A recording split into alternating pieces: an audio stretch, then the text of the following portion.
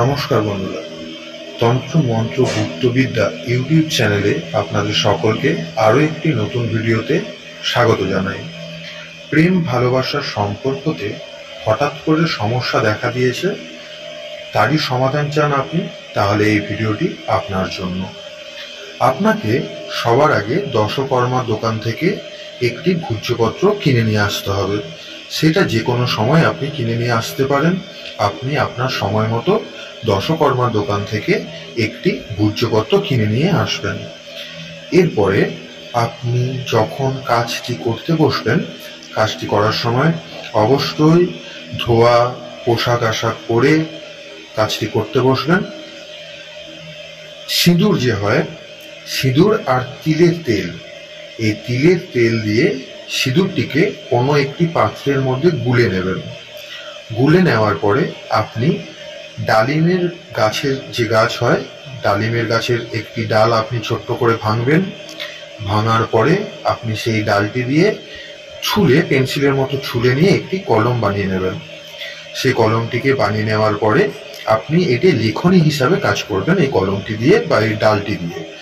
আমি যে যন্ত্রটি দেখাচ্ছি, এই যন্ত্রটি আমি যেমনভাবে লিখছি, আপনারাও ঠিক তেমনভাবে লিখবেন।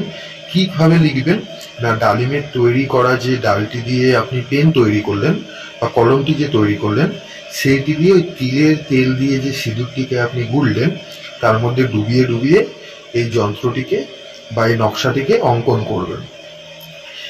এই যে যেখানে যেমনভাবে আমি লিখছি, সেখানে কিন্তু আপনারা সেইভাবেই লিখবেন। এরপর আপনি যখন যন্ত্রটি লেখা হয়ে যাওয়ার পরে যন্ত্রটিতে প্রাণ প্রতিষ্ঠা অবশ্যই করবেন। প্রাণ প্রতিষ্ঠা করার পরে একটি রূপোর তাবিজ বা মাদুলির মধ্যে এটিকে ভরে দেবেন। সুন্দর করে পাঠ করবেন, করে ভরে দেবেন। যখন আপনি এটা ভরবেন তাবিজের মধ্যে, তখন বাম হাত দিয়ে ভরবেন এবং এক নিঃশ্বাসে ভরবেন, না নিঃশ্বাস ছাড়বেন না নিঃশ্বাস ধরবেন। এইভাবে তাবিজের মধ্যে ভূর্জপত্রটিকে ঢুকিয়ে মোম দিয়ে বা গালা দিয়ে বন্ধ করে দেবেন। তারপর আপনি গলায় ধারণ করবেন। তাহলেই আপনি যেই সমস্যার জন্য এই কাজটি করছেন, সম্পর্কের মধ্যে টানাপোড়েন চলছে বা সম্পর্কটা ঠিকঠাক নেই, আগে যেরকম ছিল সেটা নেই, কথায় ঝগড়া অশান্তি হচ্ছে, মনোমালিন্য হচ্ছে, দূর থেকে কাজটি করতে পারবেন। কোনো মন্ত্র বলতে আপনাকে হচ্ছে না, কোনো কিছু খাওয়াতে হচ্ছে না, কোনো কিছু ছোঁয়াতেও হচ্ছে না। দূর থেকে বাড়িতে বসেই আপনি এই কাজটি করতে পারবেন।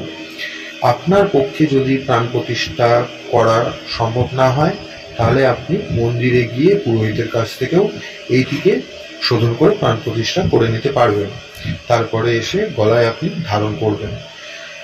আর যেই সমস্যার জন্য করবেন, অবশ্যই যাতে সমস্যা থাকে, বিনা সমস্যায় কিন্তু করবেন না। আপনার মধ্যে যদি কোনো সমস্যা না থাকে, তাহলে কিন্তু করবেন না। আপনি ধরুন সুস্থ মানুষ, আপনার ওষুধ খাওয়ার দরকার নেই, আপনি কেন ওষুধ খেতে যাবেন?